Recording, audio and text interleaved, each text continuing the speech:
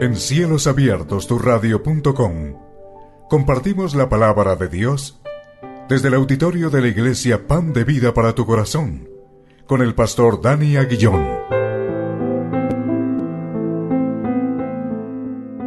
Porque la palabra de Dios es viva y eficaz, y más cortante que toda espada de dos filos, y penetra hasta partir el alma y el espíritu, las coyunturas y los tuétanos, y discierne los pensamientos y las intenciones del corazón.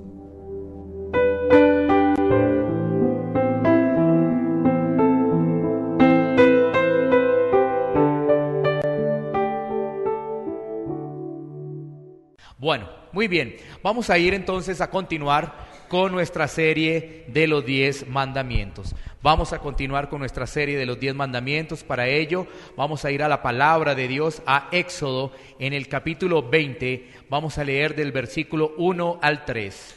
Éxodo, capítulo 20, versículos 1 al 3.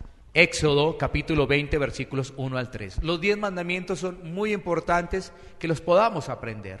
Y yo sé que durante estos meses, cuando finalicemos esta serie, vamos a aprendernos en orden, porque por algo Dios los estableció en un orden, en una jerarquía, por algo fue, entonces para aprendernos en orden.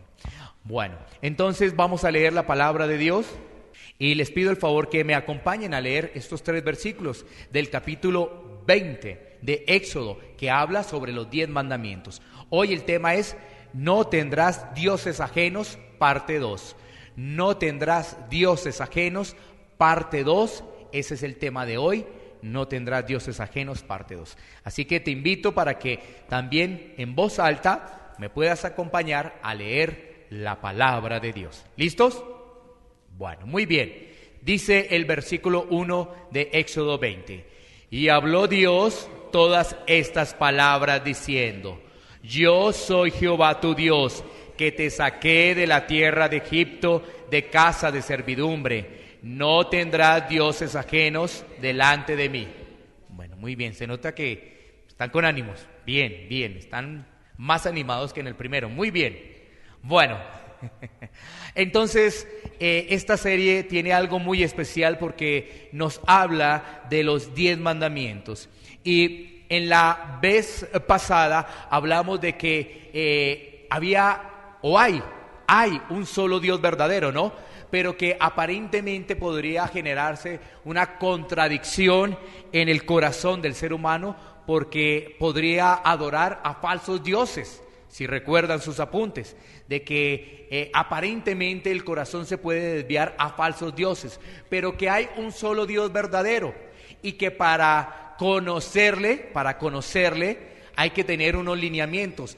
Para saber cuál es ese Dios, hay que conocerle. Para saber cuál es el Dios verdadero, hay que conocerle, hay que buscarle. Entonces, pues vamos a darle continuidad a esta serie, por supuesto recordando de lo que hablamos la vez pasada. Y tenemos que señalar lo siguiente: los mandamientos tienen un orden. Por algo, Dios lo estableció así.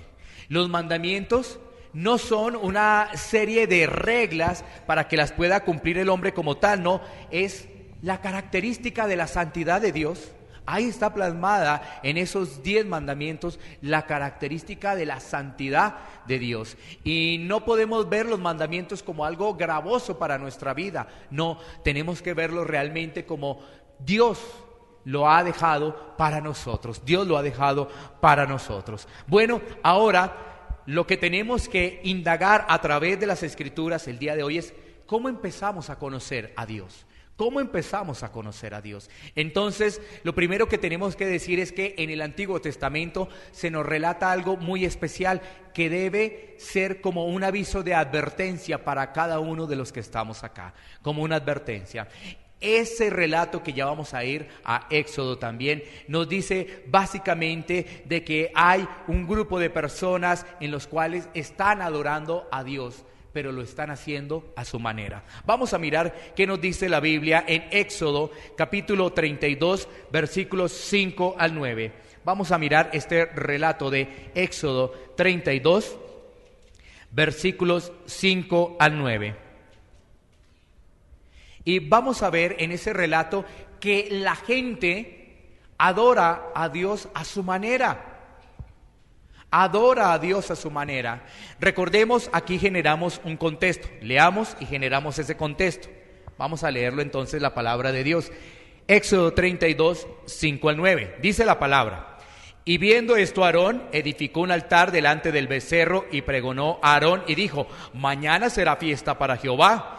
Y al día siguiente madrugaron y ofrecieron holocaustos y presentaron ofrendas de paz, y se sentó el pueblo a comer y a beber y se levantó a regocijarse.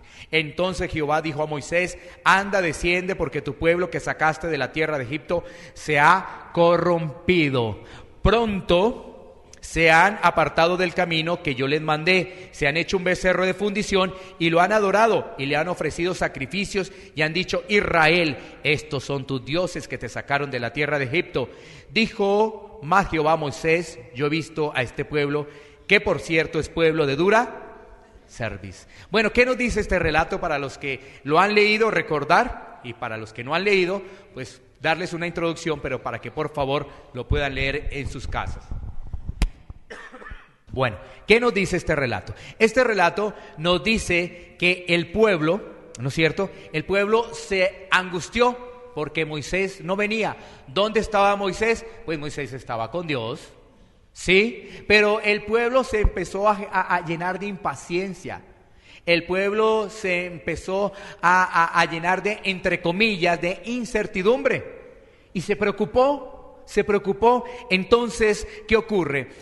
Ahí el pueblo le dice a Aarón, que era el que estaba allí, le dice: bueno, como que este Dios, quién sabe qué pasó, ahora busquemos dioses, y esos dioses pues que sirvan de nuestra guía, que sirvan de orientación. Eso es lo que básicamente nos está diciendo allí el pasaje, la introducción. Y entonces, ¿qué ocurre? Desde el versículo que estamos leyendo, desde el versículo 5, lo que ocurre básicamente allí, que nos dice la palabra, es que viendo esto, o sea, viendo la presión de las personas, del pueblo de Israel, ¿qué hace Aarón? Dice: viendo esto, Aarón edificó un altar. Imagínense, pensando ellos que estaban adorando al único Dios verdadero. Ellos edifican un altar, y entonces ese altar delante del becerro, y pregonó a Aarón. Y mira lo que dice Aarón, lo tremendo. Dice: mañana será fiesta para Jehová. Impresionante, ¿no? Cómo la gente se desvía tan sutilmente de Dios, tan sutilmente. Aarón, el que estaba con Moisés, si tú te das cuenta quién es Aarón, Aarón estuvo en todo el proceso con Faraón. Moisés, Aarón, Faraón. Ahí estuvo en todo ese proceso, y él se daba cuenta de las señales que se hacían con la vara. Ahí estaba él, pero él como que se le olvidó. Vea pues, se le olvidó a Aarón cómo era realmente ese Dios verdadero, y se dejó influenciar por el pueblo. Y él dice: mañana entonces será fiesta para Jehová. Y mira lo que dice ahí el relato: y al día siguiente madrugaron, es decir, estaban como contentos porque hasta madrugaron, ¿no? Madrugaron y ofrecieron, ¿qué? Holocaustos, tremendo, y presentaron ofrendas de paz. Y se sentó el pueblo a comer y a beber, y se levantó a regocijarse. ¿Qué creen que estaba en esos momentos en el corazón de Dios? Recibiendo ese holocausto, recibiendo esa ofrenda de paz. Dios, ¿qué estaría pensando Dios que en ese momento estaba con Moisés? Miremos qué nos sigue diciendo el relato. Entonces Jehová dijo a Moisés: anda, desciende, porque tu pueblo que sacaste de la tierra de Egipto se ha corrompido. Se ha ido en pos de dioses ajenos. Se ha ido en pos de dioses que han sido creados por la misma mano del ser humano. Y esto es tan fácil, uno desviarse pensando que uno está adorando al único Dios verdadero. Esto es lo que nos alerta, ¿no? Porque a cualquier momento nos podemos desviar. Porque allí había un pueblo que vio cómo se separó el Mar Rojo. Ese pueblo vio cómo se separó el Mar Rojo y transitó, y vio qué es lo que le sucedió a los que estaban con Faraón persiguiendo al pueblo. ¿Qué pasó con ellos? Ese pueblo lo vio. Ese pueblo que dijo en algún momento: bueno, ¿sabes qué, Moisés? Te seguiremos. ¿Sabes qué? Te vamos a seguir. Porque ese pueblo lo dijo en versículos o en pasajes anteriores, en capítulos anteriores de Éxodo lo dijo. Y ahora ese pueblo rápidamente había cambiado su corazón, rápidamente había trasteado su corazón en pos de otros dioses. Y entonces ahí el relato bíblico dice: pronto se han apartado del camino que yo les mandé, se han hecho un becerro de fundición y lo han adorado, y han ofrecido sacrificios y han dicho: Israel, estos son tus dioses. Han dicho: estos son tus dioses que te sacaron de Egipto. Imagínense cómo ese pueblo dijo eso. Si ellos se habían dado cuenta quién los había sacado de Egipto, y miren cómo habían cambiado. Dice: estos son los dioses. Ahora, esto que estamos haciendo acá, este altar y este becerro, son los dioses que me han sacado de Egipto. ¿Cómo se habían olvidado de todo eso? Ahora miremos cómo calificó Dios ese momento, porque la palabra nos da herramientas para entender qué fue lo que ocurrió y cómo calificó Dios ese momento. Eso lo vemos a través de Salmos 106. Vámonos para Salmos 106 para identificar cómo Dios calificó ese momento. Salmos 106, versículos 19 al 23. Salmos 106, 19 al 23. Mira lo que dice la palabra, cómo calificó Dios esa situación, porque ahí dice holocaustos, ofrendas de paz. ¿Ustedes qué creen? ¿Será que Dios recibió eso? ¿Será que Dios recibió esas ofrendas de paz? Ellos con toda disposición. Aquí hay una ofrenda de paz, Dios. Mira cómo calificó Dios ello, mira cómo lo calificó. Entonces miremos, ponle mucha atención a ese pasaje. Dice: hicieron becerro en Horeb, se postraron ante una imagen de fundición. Así cambiaron su gloria por la imagen de un buey que come hierba. Olvidaron al Dios de su salvación, que había hecho grandezas en Egipto, maravillas en la tierra de Cam, cosas formidables sobre el mar Rojo.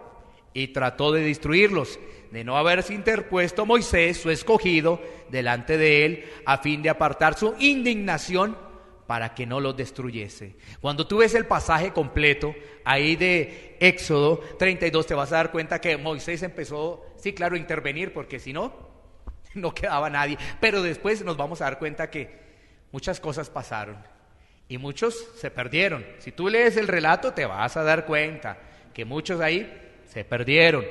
Entonces, ¿cómo calificó eso Dios? ¿Cómo lo calificó? Dice que cambiaron la gloria por la imagen de un buey que come hierba. Olvidaron al Dios de su salvación. Lo olvidaron. O sea que esto nos permite a nosotros comprender que fácilmente el ser humano fácilmente se desvía a adorar otros dioses, y que esos otros dioses son creación nuestra. Son los ídolos que nosotros levantamos y pensamos que estamos adorando a Dios, y nos olvidamos realmente de ese Dios verdadero. Aquí nos dice el pasaje: ¿cómo es posible que se han olvidado de todas esas maravillas? Dice: las maravillas en la tierra de Cam, cosas formidables sobre el mar Rojo. Lo que estábamos hablando ahorita, ¿no? Entonces, ahí vemos qué pasa cuando nos desviamos en pos de dioses ajenos. Entonces, para que eso no nos ocurra como le ocurrió a ese grupo, a ese importante grupo de Israel, pues nosotros entonces debemos conocerlo realmente, para que no nos desviemos en pos de dioses ajenos. Dioses, vuelvo y reitero, con minúscula, ¿no? Cuando estoy hablando de dioses, no es el Dios verdadero, no, por favor, no te confundas. Solamente hay uno solo, y vamos a mirarlo a través de la palabra de Dios. Vamos a mirarlo ello. Precisamente, ¿qué tenemos que hacer para conocer a Dios? ¿Qué tenemos que hacer para conocer a Dios? Te invito a que vayamos a Deuteronomio, capítulo 6, versículos 4 al 6. Vámonos a ir entonces a Deuteronomio, capítulo 6. Démonos cuenta cómo es de fácil para el ser humano adorar a otro Dios. Es facilísimo, a un falso Dios. Es muy fácil. Por eso esta es una advertencia de Dios. Deuteronomio 6, versículos 4 al 6. Mira lo que dice. Aquí hay algo muy importante en este pasaje, que se repite en el Antiguo y en el Nuevo Testamento. Por eso los mandamientos están en el Antiguo y el Nuevo Testamento. Por eso los mandamientos tenemos que cumplirlos, porque están en el Antiguo y en el Nuevo Testamento, dicho también por nuestro Señor Jesucristo. Dice la palabra de Dios: Oye, Israel, Jehová nuestro Dios, Jehová uno es, uno solo, uno solo. Dice: y amarás a Jehová tu Dios de todo tu corazón y de toda tu alma y con todas tus fuerzas. Y estas palabras que yo te mando hoy estarán sobre tu corazón. Ese Oye Israel es muy conocido por el pueblo judío. El Oye Israel es el Shema, así se conoce, como esa plegaria, esa oración. Oye, el Shema para los judíos, el Shema, Oye Israel. Es como si te estuvieran diciendo: oye Pedro, oye Juan, Dios es uno solo. A ellos les está diciendo: oye Israel, Dios es uno solo y no se te olvide, no se te olvide. Resulta que esa plegaria, vuelvo y reitero, el Shema en hebreo como se conoce, ¿no es cierto?, es una confesión judía de fe que se recitaba en el templo junto con los 10 mandamientos. Esto es algo muy importante para el pueblo judío. Ese pasaje que te estoy diciendo, muy importante. Deuteronomio, capítulo 6, versículo 4, versículo 5, muy importante para el pueblo judío, porque nos está hablando y nos está recordando en oración, lo hacen los judíos siempre, ¿no? Oye Israel, Dios es uno solo. Y nos recuerda a nosotros que Dios es uno solo y lo debemos tener dentro de nuestro corazón. Dios es uno solo, no más. No está hablando de dioses, solamente un solo Dios. Y nos dice el versículo 5: y amarás a Jehová tu Dios de todo tu corazón, de toda tu alma y con todas tus fuerzas. Así que para conocer a Dios, entonces tenemos que conocerle, saber que Dios es uno solo. Pero también nos incluye ahora que para conocerle hay que amarlo. Bueno, mira cómo vamos comprendiendo, ¿no? Para conocerle hay que amar a Dios. Para conocerle hay que amar a Dios. Pero bueno, vamos a desarrollar un poco ese tema del amor. Pero tenemos que mirar que en el Nuevo Testamento Jesús también repite estas palabras, para que nos demos cuenta la importancia de estas palabras. Vámonos al Nuevo Testamento, precisamente a Mateo 22:37. Mateo 22:37. ¿Para qué? Para que miremos las palabras de nuestro Señor Jesucristo, donde nos dice lo siguiente. Mateo 22:37. Jesús le dijo: amarás al Señor tu Dios con todo tu corazón y con toda tu alma y con toda tu mente. ¿Qué estaba diciendo Jesús? Muy fácil, recitando lo que decía la ley. Eso es, así de claro. ¿Qué estaba diciendo Jesús? Pues lo que decía la ley en Deuteronomio 6. ¿No es cierto que eso lo dice Deuteronomio 6, 5? Ahora Jesús lo estaba repitiendo, porque vinieron a preguntarle, ¿no? Y entonces Jesús dice ahí: amarás. Miremos, el 36 dice: maestro, ¿cuál es el gran mandamiento en la ley? Jesús, conocedor, por supuesto, de la ley, conociendo, amando a Dios, sin titubear, dice, afirmando: amarás al Señor tu Dios con todo tu corazón y con toda tu alma y con toda tu mente. Bueno, démonos cuenta de la importancia de que conocemos a Dios, pero también le amamos. Pero vale la pena también que analicemos lo siguiente. Recordemos que Jesús es Dios. Y tú puedes decir, ¿pero cómo así? Pues bueno, miremos algo muy importante y un ejemplo para ello, para poderlo comprender. Vámonos a Mateo 10, 37, 38. Mateo 10, 37, 38. Esto es algo que también tú tienes que entender. Dios es uno solo, por supuesto que sí, pero también debemos entender que Jesús es Dios. Jesús es Dios. Mira lo que nos dice. Estas son palabras ¿de quién? De Jesús. Son palabras de Jesús. Dice: el que ama a padre o a madre más que a mí, más que a Jesús, no es digno de mí. El que ama a hijo o hija más que a mí, no es digno de mí. Él, vámonos al versículo siguiente, pero él estaba demandando ahí adoración exclusiva. Démonos cuenta, ¿sí ves? El que ama más, si tú estás en familia y si tú amas más a tus hijos que a mí, no eres digno de mí. ¿Sí ves? ¿Sí ves? Ahí está mostrando la deidad de nuestro Señor Jesucristo. Mira lo que dice: y el que no toma su cruz y sigue en pos de mí, no es digno de mí. Ahí estamos viendo la deidad de nuestro Señor Jesucristo. Porque ¿qué hace Jesús? Está demandando que lo amen primero a Él. ¿No sería una blasfemia si no fuera Dios? Si no fuera Dios sería una blasfemia, porque Él estaría desobedeciendo ese mandamiento. Si te das cuenta la importancia, no sé si tú lo logras captar, pero si tú te das cuenta, vemos como al pueblo judío se le dice: amarás a tu Dios con esas características, ¿no? Como lo dice ahí la palabra de Dios, ¿no? Que cómo lo debemos amar. Lo debemos amar con corazón, alma y fuerzas.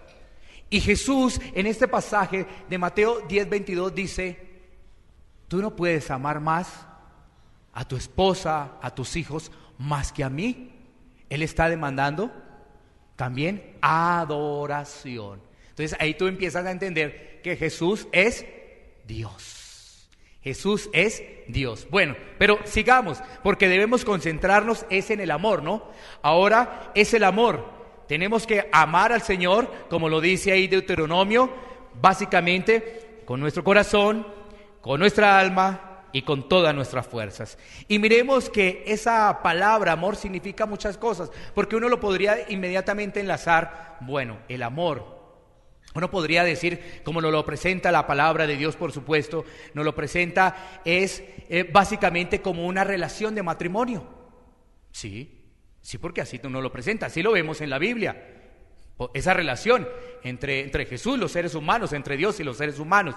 Y ¿cómo nos damos cuenta de ello? Por ejemplo, miremos Malaquías 2:14 para poder entender y relacionar ese amor como una relación de matrimonio. Malaquías 2:14, busquemos rápidamente Malaquías y nos vamos a dar cuenta que tenemos el soporte bíblico de lo que estamos hablando. Malaquías 2:14 nos dice: más diréis, ¿por qué? Porque Jehová ha atestiguado entre ti y la mujer de tu juventud, contra la cual has sido desleal, siendo ella tu compañera y la mujer de tu pacto. Vamos por partes.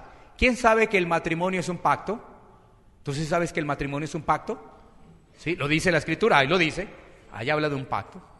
Si no lo sabes, tienes que ir a la palabra de Dios, a Génesis 2:24, y te vas a dar cuenta que el matrimonio es un pacto y que el matrimonio, Dios es el testigo de ese pacto. Dios es el testigo de ese pacto. Así que démonos cuenta de la importancia del matrimonio. Démonos cuenta de que el matrimonio es un pacto. Listo. Entonces, ahí es cuando uno dice, bueno, entonces tengo que amar a Dios, bueno, como esa relación de matrimonio. Y entonces uno empieza a reflexionar y uno dice, pero mi matrimonio no ha sido un gran ejemplo, he tenido dificultades, me he empezado a separar. He pensado en separarme. ¿Cómo así? Y eso es lo que somos nosotros frente a cómo vemos a Dios. Porque ahí está esa relación. Y si tú te das cuenta, el matrimonio debe tener unas ciertas características. El matrimonio debe tener disposición, debe tener atención, debe tener fidelidad, debe tener permanencia. Y eso es lo que está demandando Dios de nosotros. Dios está demandando disposición, Dios está demandando de nosotros atención, Dios está demandando de nosotros fidelidad, Dios está demandando de nosotros permanencia. Y eso es el matrimonio. Porque mucha gente se casa y ya no quiere convivir con la otra persona. Viene un Dios ajeno, es decir, una tercera persona. Un Dios ajeno y destruyó el matrimonio. Una tercera persona. Entonces por eso Dios dice, no, esto es solamente entre los dos. Y hay un pacto que yo hice. por medio de Jesús. Ese pacto para que se pueda cumplir ese verdadero amor. Ahora, para entender ese amor, ¿sabes qué también tenemos que mirar en nuestra vida? Tenemos que entender que ese amor debe estar basado ¿en qué? En la adoración. ¿Debe estar basado en qué? Debe estar basado en el temor hacia Dios. ¿Debe estar basado en qué? En la obediencia hacia Dios. ¿Debe estar basado en qué? En el gozo ante Dios y en el servicio ante Dios. Quiero repetirte eso porque los vamos a ir hablando en los próximos minutos o en próximas prédicas. Ese amor tiene estas características, ¿no? Adoración, ¿no es cierto? Esa adoración tiene también, ese amor tiene temor hacia Dios, ¿no es cierto? Ese verdadero amor también tiene obediencia hacia Dios, también tiene ese servicio, porque servimos por amor ante los demás, y también tiene ese deleite, ese gozo. Démonos cuenta, ¿sí ves? Entonces, esto no es solamente, ¿tú amas a Dios? Sí, sí lo amo. No. Esto va mucho más, es algo mucho más profundo que el ser humano tiene que empezar a buscar de Dios para comprenderlo. De primera mano quizás no se entiende. ¿Tú amas a Dios? Sí. ¿Tú crees en Dios? Sí. Pero tú sabes que la palabra de Dios nos dice también que los demonios también creen, ¿no? Los demonios también creen. Si es que hay que especificarlo, hay que meternos de lleno con Dios para poderlo comprender. Así que cuando vemos esa relación de pacto como el matrimonio, nos damos cuenta que así de primera mano como que esto no está fácil para nosotros, ¿no? Como para que amar a Dios como debe ser Dios amado, uno dice, ay, no, tengo que ser sincero, no está fácil esto para mí, no está fácil esto para nosotros, porque el solo hecho que me pongan a mirar el tema del matrimonio, pues como les decía, en algún momento uno ha pensado a separarse. Los que están casados saben de lo que estoy hablando. En algún momento ha dicho, oiga, esto no va más, estoy cansada de este caballero, estoy cansada de esta dama, diría el caballero, ¿no? ¿No es cierto? En algún momento algo ha pasado, ¿o no? Bueno, ¿sí ve? Cuando realmente nuestro corazón se sincera y dice, sí ha pasado. Entonces uno dice, ¿cómo vamos a amar entonces a Dios?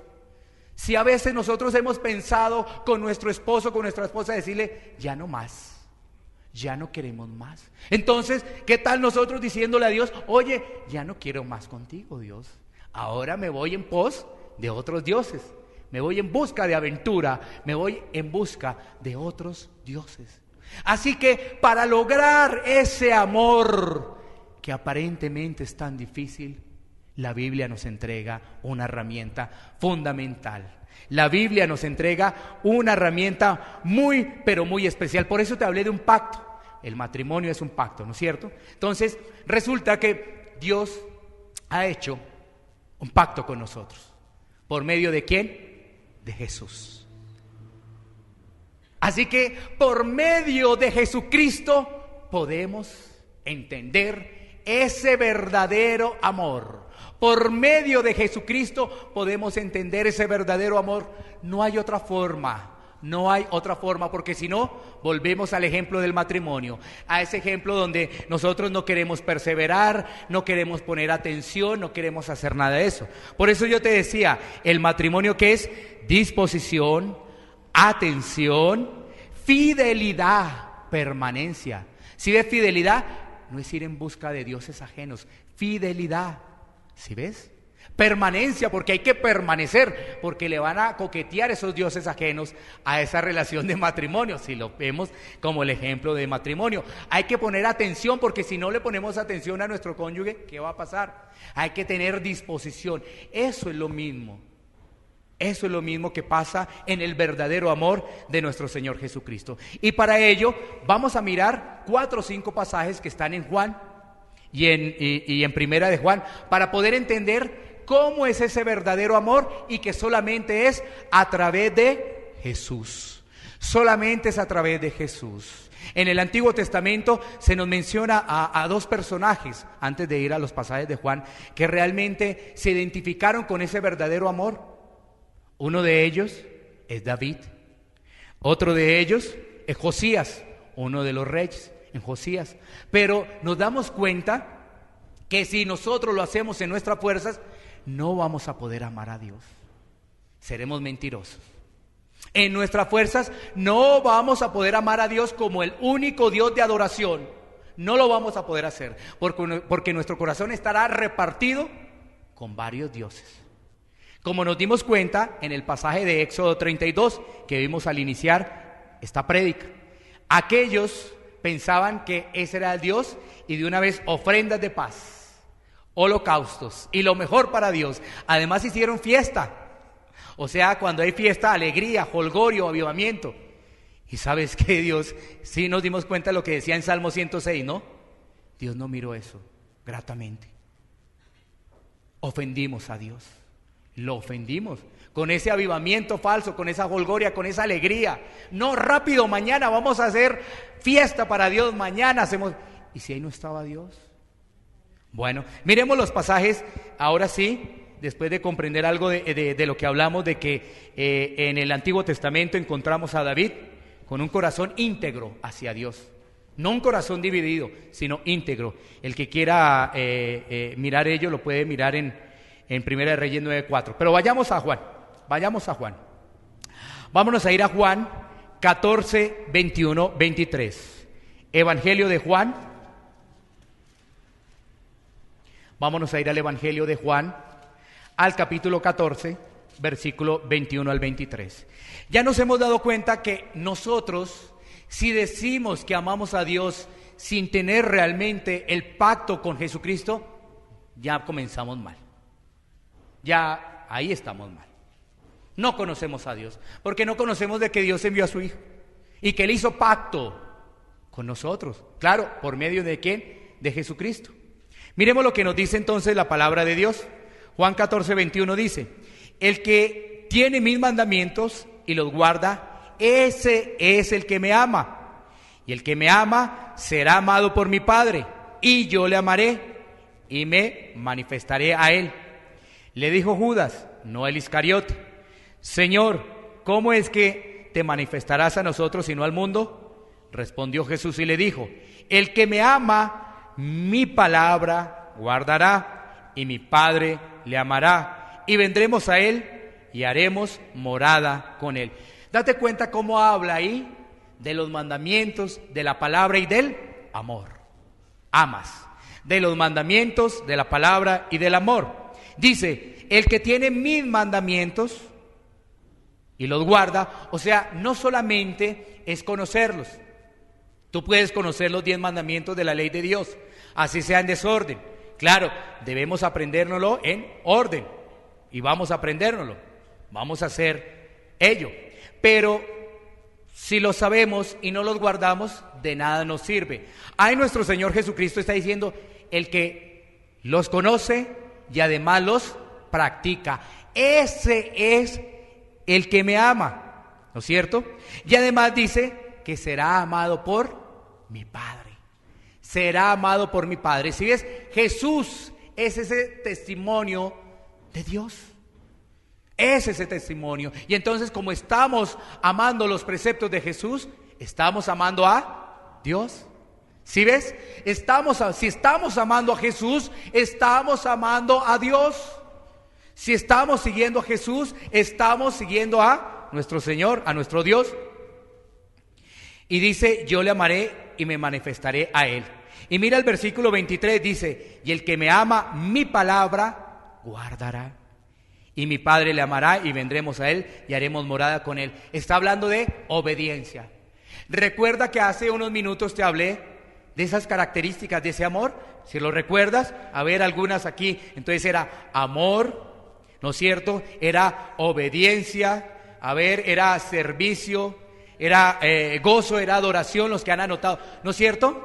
¿Sí? Que era más adoración, temor, y ahí está la palabra obediencia. Es que el que ama, obedece. Y entonces, démonos cuenta que cuando nos vamos en pos de dioses ajenos, estamos amando y obedeciendo, pues no estamos amando. Ese es el amor del mundo. ¿Qué es el amor del mundo? Una persona conoce a otra se casan, se juran amor eterno y a los 6 meses al año se separaron. Ah, bueno. Lo mismo pasa acá, porque uno dice, ¿amas a Dios? Sí, yo doy mi vida por Dios, pero no le obedece, no le sigue. Démonos cuenta, lo mismo pasa. Por eso pusimos el ejemplo de un matrimonio, que es un pacto. Miremos otros pasajes del Evangelio de Juan. Miremos Juan 15:10. Juan 15:10, ahí cerquitica, donde dice la palabra de Dios: si guardareis mis mandamientos, permaneceréis en mi amor, así como yo he guardado los mandamientos de mi Padre y permanezco en su amor. Mira que nos está hablando otra vez del amor, del verdadero y genuino amor. Y nos dice ahí, si guardas mis mandamientos, vas a permanecer. Así como yo he guardado los mandamientos de mi Padre y permanezco en su amor. El ejemplo es de Jesús. Jesús vino a cumplir la ley, no vino a abrogarla, vino a cumplirla y la hizo en completa obediencia, ¿no? Jesús obedeció. Sigamos mirando más pasajes. Ahora vámonos a Primera de Juan 4:10. Vámonos ahora a Primera de Juan. Primera de Juan 4:10. Donde nos dice la palabra de Dios: en esto consiste el amor, no en que nosotros hayamos amado a Dios, sino en que Él nos amó a nosotros y envió a su Hijo en propiciación por nuestros pecados. Aquí que nos dice la palabra de Dios, que ese es el pacto en el cual nosotros debemos permanecer y hacer con Jesucristo. ¿Por qué? Porque Dios nos amó primero. Tú no te puedes jactar de nada porque Dios ya lo hizo. Tú no te puedes jactar de tus obras porque Dios ya las hizo. O sea, Dios ya hizo todo. Entonces, ¿qué nos dice la palabra de Dios? En que Dios demuestra su amor, en que Él lo hizo primero por nosotros. Dice ahí, y Él envió a su Hijo en propiciación por nuestros pecados. Y miremos qué nos dice Primera de Juan 4:19, más adelantico. Nosotros le amamos a Él porque Él nos amó primero. Él lo hizo primero. Ahora, claro, cuando tú conoces que Dios ha hecho un pacto por medio de Jesús, y tú dices, ¿conmigo? O sea que Él vino al mundo a sacrificarse por mí. Entonces, cuando tú entiendes eso, tú empiezas a retribuir ese amor. Cuando tú lo entiendes, ¿no? Si tú no lo has entendido, entonces tu amor es inconstante. Un día sí amas a Jesús, un día sí amas a Dios, pero otros días amas el juego, amas la parranda, amas el libertinaje. Así es. Pero cuando entiendes que Dios te amó primero, que Dios envió a su Hijo primero, tú dices, ya lo entiendo. Él ha derramado sobre mi vida ese gran amor. Ahora a mí me corresponde la retribución. Pero ¿cómo puedes corresponderle? Cuando tú entiendes ello, porque si no, siempre vas a estar dando el amor del mundo, ¿no? Y el amor del mundo es, hoy te quiero y mañana no lo sé, y pasado mañana pues ya no te quiero. ¿Sí ves? El amor del mundo es, hoy te quiero, mañana no sé, y pasado mañana no te quiero. Bueno, eso no está en la Biblia, ¿no? Así como tal. Bueno, sigamos avanzando. Primera de Juan 5:3. Primera de Juan 5:3. Sigamos ahí con Juan. Pues este es el amor a Dios, que guardemos sus mandamientos. Y sus mandamientos que no son gravosos.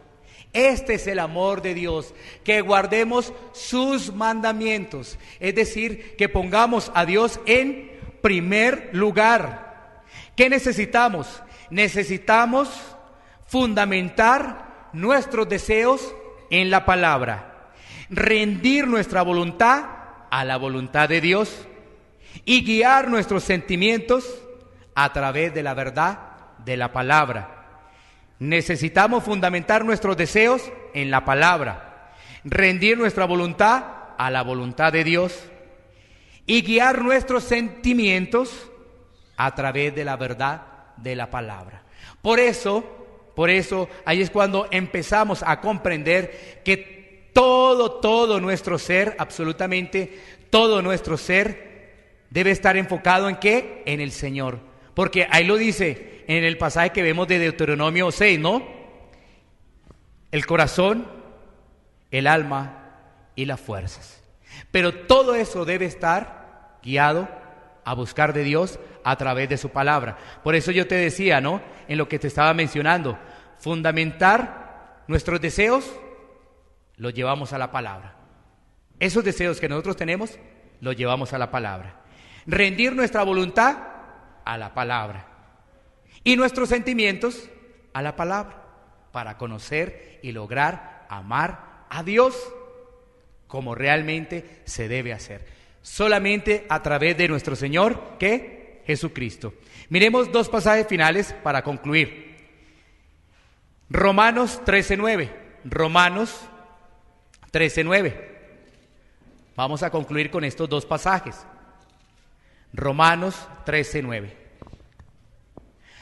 Porque no adulterarás, no matarás, no hurtarás, no dirás falso testimonio, no codiciarás, y cualquier otro mandamiento en esta sentencia se resume: amarás a tu prójimo como a ti mismo. Si ves, todo se condensa en el amor, y ahí nos damos cuenta que los mandamientos no son gravosos y que están trabajados bajo el carácter amoroso de Dios, porque tú ves los mandamientos como si fueran una carga, o hemos visto en algún momento los mandamientos como si fueran una carga para nuestra vida, pero la palabra de Dios nos indica que están fundamentados bajo los principios del amor, del verdadero amor, ¿no? Como lo dice ahí, amarás a tu prójimo como a ti mismo, es decir, no quererle hacer daño al prójimo y más bien amarle.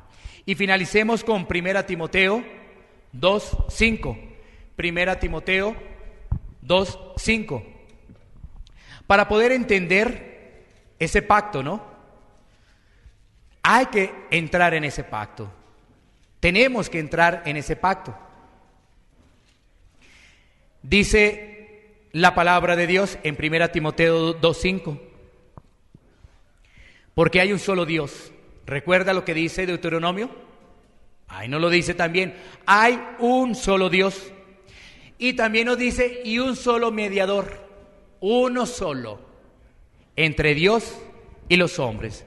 Jesucristo, hombre. Si quieres entrar en ese pacto para amar realmente a Dios, hay una vía. Jesús. De resto, no hay más.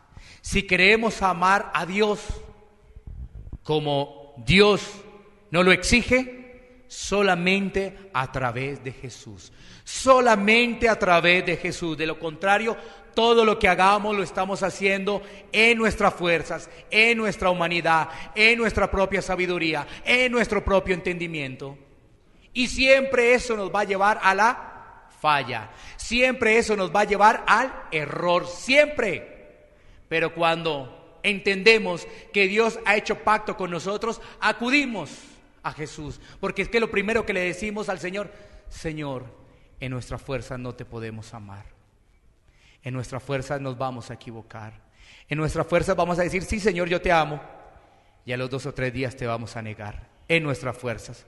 Pero realmente cuando entendemos ese pacto que hizo el Señor a través de Jesucristo, ahí vamos a comprender cuál es ese verdadero amor. ¿Por qué no nos ponemos en pie? Iglesia Pan de Vida para tu Corazón, Barrio Castilla, en Bogotá, Colombia. Calle Octava bis A, número 7735, segundo piso. Sitio web www.pandevidaparatucorazon.com. Porque la palabra de Dios es viva y eficaz, y más cortante que toda espada de 2 filos, y penetra hasta partir el alma y el espíritu, las coyunturas y los tuétanos, y discierne los pensamientos y las intenciones del corazón.